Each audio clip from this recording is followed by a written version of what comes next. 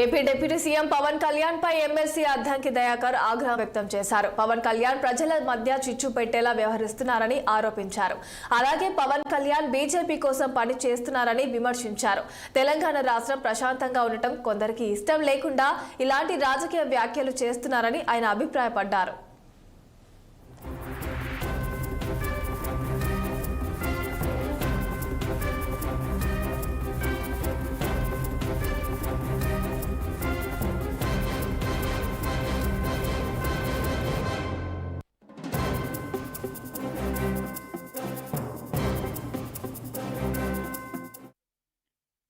కానీ ప్రజల్ని తెలంగాణ ప్రశాంతంగా అభివృద్ధి సంక్షేమం వైపు గౌరవ ముఖ్యమంత్రి గారు రేవంత్ రెడ్డి గారి నేతృత్వంలో జరుగుతున్న క్రమంలో పవన్ చిచ్చుబుడ్డిని పెట్టాలని బీజేపీ ప్రయత్నం చేస్తున్నది. ఇది పవన్ కళ్యాణ్ అభిమానులు, పవన్ కళ్యాణ్ మిత్రులు కూడా దీన్ని గమనించాల్సిన అవసరం ఉంది.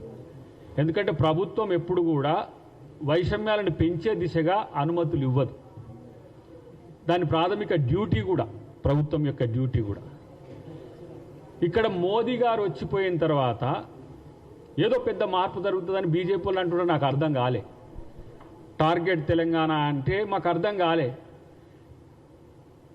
వాళ్ళు ఓట్లతో గెలుస్తారు. మోదీ గారి ఎన్డీఏ కూటమి బీజేపీ, కానీ ప్రజల్ని గెలవలేరు. ఎందుకంటే ప్రజల మధ్యన వైరుధ్యాలు, వైషమ్యాలు పెంచడమే వాళ్ళు చేసే పని. దానికి పవన్ కళ్యాణ్ ఒక బూస్టర్గా ఉపయోగపడుతున్నారు. ఎందుకు ఈ మాట అనాల్సి వస్తుందంటే, మీరు 11 రోజుల భోజనం చేయలేకపోయినారు తెలంగాణ వస్తే. తెలంగాణలో కాండ్లు పడితే కోనసీమ మొత్తం బగ్గుమన్నది. అన్నిటికంటే ఎక్కువ మీరు ఇక్కడ చేస్తున్న వాటిని, ఏవైతే తెలంగాణలో చేస్తున్న రాజకీయాలు ఎందుకు చేస్తున్నారో, ఎవరి కోసం చేస్తున్నారో మీకు తెలియదు. కాబట్టి జూన్ 2వ తారీఖు నాడు తెలంగాణ ప్రజలందరికీ కూడా పరమ పవిత్రమైన రోజు.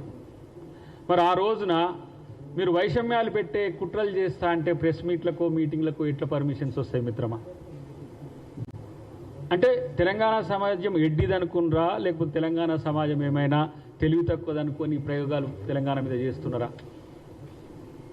బీజేపీ వాళ్ళకు ఇక్కడ ధాన్యం కొనమంటే కొనటానికి చేత కాదు. ఇక్కడగా పాలమూరు రంగారెడ్డికి పైసలు ఇప్పియమంటే చేత కాదు.